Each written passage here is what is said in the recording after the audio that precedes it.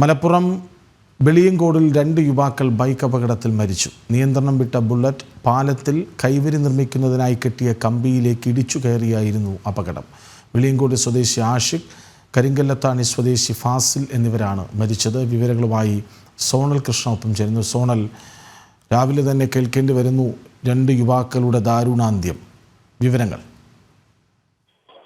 കൃഷ്ണരാജ്, ഏറ്റവും സങ്കടകരമായിട്ടുള്ള ഒരു വാർത്തയാണ് മലപ്പുറത്ത് നിന്ന് നൽകാനുള്ളത്. കാരണം 2 യുവാക്കൾ മരണപ്പെട്ടിരിക്കുന്നു.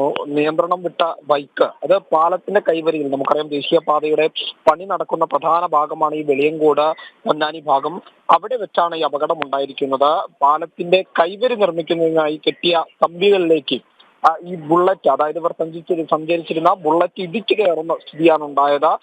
നേരം പുലർന്നിട്ടുണ്ടായിരുന്നില്ല. അതുകൊണ്ട് തന്നെ ഇരുട്ട് മൂടിയ സമയമായിരുന്നു എന്നുള്ളതാണ് നമുക്ക് ദൃശ്യങ്ങളിൽ നിന്ന് ഉൾപ്പെടെ മനസ്സിലാകുന്നത്. അതുകൊണ്ട് വ്യക്തമായി കണ്ടിരുന്നില്ല എന്നൊരു പ്രാഥമികമായിട്ടുള്ള വിവരം ആ പ്രദേശത്തുള്ളവർ പറയുന്നുണ്ട്. അതുകൊണ്ടാണ് ഇവർ ഈ പണി നടക്കുന്ന ഭാഗത്തേക്ക് ഇടിച്ചു കയറിയത് എന്ന് പറയുന്നുണ്ട്. എന്തായാലും വെളിയങ്കോട് സ്വദേശിയായിട്ടുള്ള ആഷിഖ്, കരിങ്കല്ലത്താണി സ്വദേശിയായിട്ടുള്ള ഫാസിൽ എന്നിവരാണ് മരണപ്പെട്ടിരിക്കുന്നത്. ചാവക്കാട് പൊന്നാനി ദേശീയപാതയിൽ വെളിയങ്കോട് വെച്ചാണ് ഈ അപകടം ഉണ്ടായിട്ടുള്ളത് എന്നാണ് ലഭിക്കുന്ന വിവരം. കൃഷ്ണരാജ്, വിവരങ്ങൾ നൽകുകയായിരുന്നു സോണൽ കൃഷ്ണ.